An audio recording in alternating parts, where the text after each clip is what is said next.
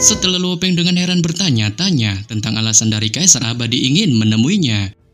Kaisar Kerajaan pun yang melihat keheranan yang terus ditunjukkan Luo Peng memutuskan untuk mengakhiri pertemuan virtual mereka dan mengingatkannya untuk terus menglanjutkan kehidupannya sembari menunggu panggilan dari si Kaisar Abadi. Dengan setelah terputusnya koneksi oleh Kaisar Kerajaan, Luo Peng pun merenung sejenak di ruangannya sembari terus memikirkan tentang sosok si Kaisar Abadi. Namun tak berselang lama, ketika ia masih terus menunjukkan mode merenungnya, tanpa diduga ia pun tiba-tiba mendapatkan permintaan panggilan dari nomor anomali, sehingga buannya pun menyuruh Babata untuk menghubungkannya. Saat setelah terhubung oleh si nomor, sesosok wajah menyeramkan dengan penampilan baju besi yang aneh pun tiba-tiba muncul di layar monitor besarnya, di balik tawa aneh yang terus dilontarkannya. Dan ketika Luo Peng terus mengamatinya, ia pun sontak terkejut terheran-heran menemukan sosok ini ternyata tak lain tak bukan, ternyata merupakan Kaisar Abadi yang disebutkan Kaisar Kerajaan sebelumnya, sehingga buannya pun spontan hanya bisa membungkuk memberikan salam penghormatan padanya. Saat ini pun buat Kaisar Abadi yang melihatnya hanya menanggapinya biasa aja di balik tatapan tajamnya terus memindai tubuh Luo Peng, sebelum kemudian beliau pun yang mengetahui ia adalah pemimpin galaksi Bima Sakti terutama wilayah bumi, menawarkannya untuk menjual wilayah bumi padanya dengan menggunakan persyaratan apapun yang selama dirinya mau menerima tawarannya itu, apapun persyaratan yang diajukannya akan disetujuinya. Ya bahkan Luo Peng pun yang mendengarnya spontan tertegun dengan tak berharap Kaisar Abadi ini yang notabene merupakan orang terkuat di dojo kapak besar ternyata mengincar juga wilayah buminya, sehingga buannya pun melontarkan pertanyaan padanya mengenai gerangan dirinya yang mengapa mengincar wilayah miliknya, mengingat dengan kemampuan OP-nya kemungkinan ia dapat sepenuhnya memperoleh seluruh penjuru wilayah galaksi Bima Sakti kapan saja. Saat Kaisar Abadi pun membantahnya, dikarenakan kepemilikan wilayah semesta diatur oleh 1000 otoritas negara semesta, memungkinkannya tak akan bisa sesuka hatinya untuk merebutnya, sehingga buannya pun yang merasa muak atas pertanyaan dari Luo Peng, menyuruhnya untuk secepatnya membuat keputusan apakah dirinya mau menjual wilayah bumi padanya atau tidak. Yang hal ini pula lantas membuat Luo Peng mendengarnya hanya menunjuk ke raut wajah kikuknya. Sebelum kemudian ia pun mengungkapkan kesediaannya untuk memberi semua planet Bima Sakti secara gratis padanya tanpa sekalipun harus dibelinya. Tapi untuk wilayah bumi, ia pun melontarkan penolakannya untuk menjualnya sebab dirinya ingin mempertahankan sepenuhnya planet asal tempat tinggalnya itu. Terlebih lagi dengan kondisi bumi yang hanyalah sebuah planet kosong berisikan kehidupan normal, ia pun sedikit melontarkan pertanyaan padanya mengenai gerangan dirinya yang mengapa ingin sekali membeli wilayah bumi. Saat Kaisar Abadi pun tak mau sedikit pun menjawab pertanyaan dari Luo Peng, mengingat ia memiliki alasan tersendiri untuk membelinya dan tak mau mengambil planet Bima Sakti lain selain bumi, sehingga buannya pun secara lantang menyuruh Luo Peng untuk segera membuat keputusan atas tawarannya. Tetapi di sini Luo Peng pun bersikeras untuk tetap menolaknya, sebab hal ini didasari atas wilayah bumi yang merupakan tempat tinggal banyaknya ras umat manusia, seperti contohnya planet semesta lain yang ditempati oleh ribuan makhluk dalam berbagai bentuk, sehingga buannya pun sekali lagi secara hormat melontarkan permohonan maafnya pada Kaisar Abadi atas dirinya yang tak bisa menjual wilayah bumi, menyebabkan Kaisar Abadi pun yang ada di layar monitor mendengarnya, sontak menunjukkan amarah membaranya di balik tekanan energi kuat yang dimunculkannya melewati layar monitor serta menekan secara brutal tubuh Luo Peng sampai-sampai mengakibatkannya pun secara menyeramkannya terpaksa berlutut sembari tetap diam dan menunggu jawaban dari Kaisar Abadi. Saat Kaisar Abadi pun melontarkan amarahnya dengan membentak nyalinya yang benar-benar sangat berani melawannya, notabene yang merupakan seorang kaisar kematian terkuat dan mengancam akan secara mudahnya memokatkannya serta menyingkirkannya, walaupun ia merupakan seorang jenius muda berbakat. Tetapi di sini Luo Peng pun tetap berpegang teguh pada prinsipnya untuk tak menjual bumi sebab ia sudah memikirkan segala macam metode untuk menghadapi situasi ini. Mengingat bumi adalah rumah bagi para umat manusia, sehingga menjual rumahnya dan meninggalkan teman-temannya tanpa tempat untuk kembali, ini adalah sesuatu yang nyatanya tak bisa untuk dilakukannya. Oleh karenanya Luo Peng pun telah memikirkannya. Dan tak peduli apakah ia adalah seorang jenius mutlak dari perusahaan alam semesta, dengan meskipun Kaisar Abadi memiliki posisi serta kekuatan yang sangat tinggi di dalam dojo kapak besarnya, dirinya pun sama sekali tak takut akan ancamannya, mengingat dia tahu jika si Kaisar Abadi ingin memokatkannya, tindakannya itu pun sama saja akan menjadi penghinaan terhadap perusahaan alam semesta, dan itu akan mengundang masalah bagi dirinya sendiri, yang kemungkinan saja akan menjadi target mereka. Terlebih lagi ia pun berpikir untuk membiarkan Babata agar segera membawanya dan berteleportasi melalui negara dewanya ke wilayah bumi. Mengingat setelah kembali ke sana, ia pun akan segera menjaga bumi di dunia internalnya yang menurutnya itu akan menjaga mereka agar tetap aman tanpa gangguan makhluk semesta lain manapun serta juga tubuh buminya. Akan segera menuju ke wilayah primal perusahaan semesta alam. Dengan klan Mosa akan mengambil inti utama untuk menjadi manusia normal dan bersembunyi di planet kehidupan negara semesta yang jauh saat dengan kemampuan cloningnya.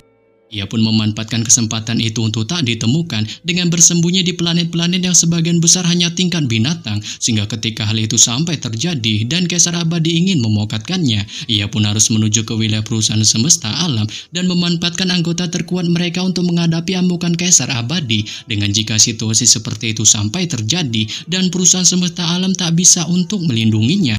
maka tak perlu baginya untuk bekerja sama lagi untuk mereka, sehingga embuannya pun memiliki rencana untuk lebih baik bersembunyi di planet yang sunyi dan bahkan menjelajahi tempat-tempat misterius lainnya di alam semesta secara mandiri untuk meningkatkan kemampuannya. Namun ketika Luo Peng masih memikirkan hal ini, Kaisar Abadi pun tiba-tiba bereaksi, memuji keberanian nyalinya yang sanggup melawan tekanan kekuatannya, berbanding terbalik dengan para kesatria lainnya yang pernah ditemuinya, sangat takut akan sosoknya. Setelah Kaisar Abadi memuji keberanian dari Luo Peng, ia pun yang merasa sulit baginya untuk membujuk Luo Peng agar menerima tawarannya, mencoba melontarkan tawaran lain padanya untuk memberikannya pulau apa saja yang ada di bumi dan masalah antar mereka kali ini akan terselesaikan. Saat Luo Peng pun secara santuy langsung menyetujuinya dengan berjanji dirinya akan mempersiapkan sebuah pulau yang sangat baik untuknya. Menyebabkan Kaisar Abadi pun yang mendengarnya mengangguk menunjukkan sikap mengertinya sebelum pada akhirnya ia pun tiba-tiba menghilang dari dalam layar monitor di balik tawaan yang terus dilontarkannya. Dengan setelah menghilangnya Kaisar Abadi, Luo Peng pun spontan menghela napas lega dan memikirkan tentang sifat dari Kaisar Abadi yang menurutnya memiliki temperamen sangat aneh, sehingga embuannya pun hampir saja berteleportasi untuk pergi kabur meninggalkannya. Tapi demikian ia pun juga berjanji, jika seandainya Kaisar Abadi benar-benar ingin secara paksa mendapatkan bumi, ia pun sudah siap untuk menempatkan bumi di dunia internalnya dan memutuskan untuk melakukan perjalanan mandiri mengitari alam semesta. Dengan ketika Luo Peng melontarkan janjinya ini pun kita akan berpindah cerita, lebih tepatnya ke sebuah wilayah hutan lembab berada.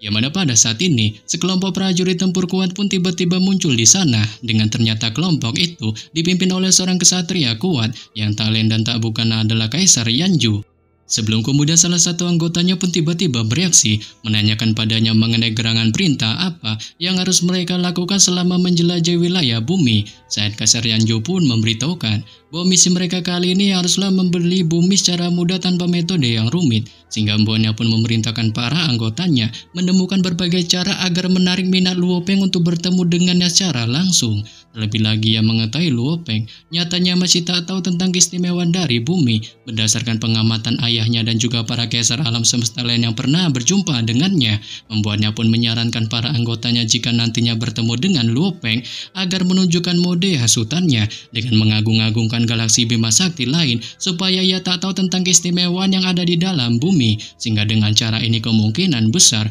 peluang mereka untuk mendapatkan bumi darinya akan lebih mudah. Saat ini pun buat para anggotanya yang mendengarnya menunjukkan sikap mengertinya, sebelum kemudian salah satu anggotanya yang merupakan pria botak bergegas memimpin para anggotanya untuk segera berteleportasi ke wilayah bumi. Dengan ketika para anggota Kaisar Yanju masih melakukan mode teleportasinya ini pun kita akan berpindah cerita ke wilayah bumi, lebih tepatnya di kota Yanju berada, yang mana pada saat ini ada hampir 10.000 orang yang tinggal di kediaman Luo, dan kebanyakan dari mereka bertugas mengelola galaksi Bima Sakti serta melakukan bisnis dengan keluarga kuat lainnya, sehingga dengan posisi utusan pengawasan dimiliki Luo Peng, terlalu mudah bagi mereka untuk melakukan bisnis yang meskipun keluarga mereka terbilang sangat kecil, status mereka pun nyatanya sangat tinggi, seperti contohnya keluarga Luo Peng dan Susin istrinya. Mereka pun sering memiliki kebebasan untuk menjelajahi alam semesta, tapi masih bisa tinggal di rumah mereka untuk waktu yang lama. Namun tak berselang lama, tanpa diduga tekanan energi tak berbentuk pun tiba-tiba menelan seluruh penjuru kediaman Luo, sehingga menyebabkan 11 penguasa sektor yang ditempatkan di sana pun mulai naik ke langit di balik amarah yang masing-masing ditunjukkan di raut wajahnya saat mereka bisa melihat ada sekelompok prajurit tempur dipimpin oleh seorang pria botak bernama Buna, yang tak lain ternyata merupakan para anggota dari Kaisar Yanju. Sebelum kemudian salah satu penguasa sektor pun bereaksi, menanyakan secara lantang pada si pemimpin anggota Kaisar Yanju bernama Buna itu mengenai gerangan dirinya yang mengapa secara lancangnya datang ke wilayah kediaman Luo mereka, dengan wilayah ini adalah kediaman utusan pengawas Departemen Ganwu Luo Peng, serta mereka sepenuhnya berada di bawah perintah dari perusahaan alam semesta. Saat Buna pun memberitahukan bahwa alasan kelompoknya datang ke sini hanya untuk bertemu dengan Luo Peng, sebelum kemudian ia pun melambaikan tangannya ke arah Susin untuk menjebaknya dan menariknya di sisinya, sembari melontarkan ancamannya pada ke-11 penguasa sektor untuk tak bertindak macam-macam, mengingat kedatangannya ke sini hanya untuk bertemu dengan Luo Peng. Kembali lagi ke TKP Luo Peng, yang mana kali ini Luo Peng pun masih terus merenung, memikirkan tentang Kaisar Abadi pasca pertemuannya sebelumnya.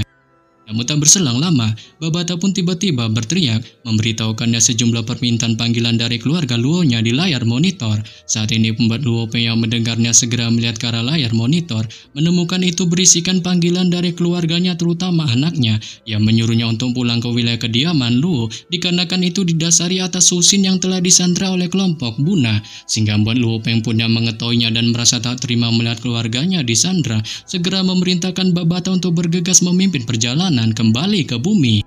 Menyebabkan Babata pun yang mendengarnya segera menunjukkan kepatuhannya, sebelum kemudian ia pun dengan cepat menggerakkan kapal planet Yunmo-nya untuk melewati alam semesta, melakukan perjalanan kembali ke alam semesta yang sebenarnya, dan pada akhirnya berteleportasi memasuki tata surya. Dengan singkat cerita, setelah melakukan perjalanan cukup panjang, Luo Peng dan Babata pun akhirnya tiba di atas udara tepat di kediaman Luo. Saat Luo Peng pun bisa melihat Susin kali ini sedang disandra oleh Buna, di balik tatapan penuh sukacita kelompok bawahannya atas kemunculannya, dan Babata yang bahkan Susin yang kali ini masih disandra dengan cara diikat pun juga dipenuhi kegembiraan serta kekhawatiran melihat kemunculannya. Namun Luo Peng pun segera mengalihkan tatapannya ke arah Buna dan menyuruhnya untuk melepaskan Susin istrinya, mengingat dengan status kepemimpinannya, tindakannya itu pun menurutnya cukup hina. Saat ini pun Bat Buna yang mendengarnya hanya secara sukarela melepaskan Susin dari jeratannya, mengingat hal ini dilakukannya hanya semata-mata untuk memancing akan kedatangannya. Sebelum kemudian Luo Peng pun yang merasa curiga dengan kedatangan kelompok Buna, menanyakan padanya mengenai gerangan maksud dari kedatangannya untuk mencarinya.